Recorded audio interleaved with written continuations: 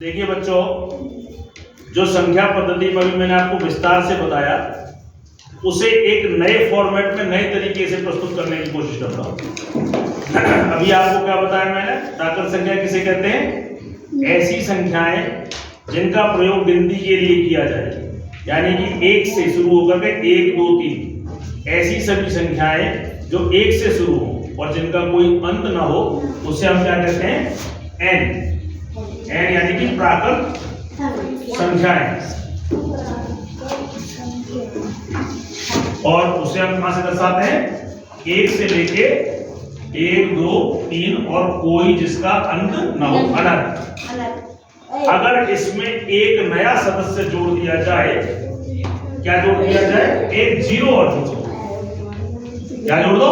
Zero. तो ये हो जाती है आपकी पूर्ण संख्या। और इसे संकेत में अंग्रेजी में होल नंबर बोलते हैं और संकेत में डब्ल्यू से दर्शाते हैं। और अगर इसमें आवाज नहीं जानो, अब इसमें आप ऋणात्मक संख्याएं और जोड़ो, यानी कि 0 1 2 से अनंत तक और इधर -1 -2 से अनंत। तो ऐसी संख्याओं को हम बोलते हैं पूर्ण संख्याएं। कौन सी संख्याएं? पूर्ण संख्याएं। और पूर्ण संख्याओं को हम आई से दर्शाते हैं। पूर्ण संख्याओं को हम आई से दर्शाते हैं। इसको अंग्रेजी में बोलते हैं इंटीग्रल। सॉरी, पूर्ण नहीं, पूर्णांक। गलत बोल गया मैं।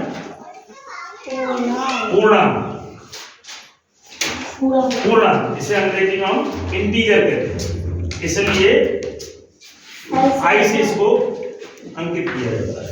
अब देखिए, थोड़ा गौर से देखो ये सारी संख्याएं इसमें है ना? यानी कि सभी की सारी प्राकृत संख्याएं पूर्ण संख्याओं में हैं। ये सारी की सारी संख्याएं इसमें है ना? यानी कि ये सारी जो पूर्ण संख्याएं हैं वो पूर्णांक में है। तो देखो, इसमें से एक रिलेशन निकल के आया, n is subset of w and subset of i। Subset का मतलब होता है कि n जो है पूरा इसमें है w, और w जो है वो पूरा किसमें है? i का मतलब इंटीजर, यानी इंटीजर के अंदर w भी है और n भी। अगर इसी चीज को हम एक और नए तरीके से समझने की कोशिश करते हैं तो देखिए,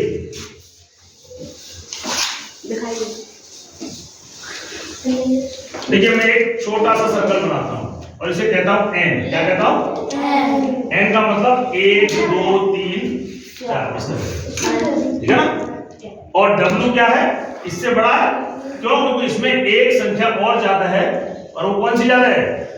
अगर मैं इसे w कहूं तो इसमें इससे एक ज्यादा है, और वो क्या है? शून्य। यानी शून्य नाम की एक संख्या इसमें और ज्यादा बढ़ गई। और बड़ा सर्कल करूं, ये आई है। क्या है? आई। तो आई में क्या नई चीज बढ़ जाती है? ये तो है, ये भी है। तो नया क्या बढ़ता है? माइनस की संख्या, यानी कि -1 -2 -3, इस तरीके से।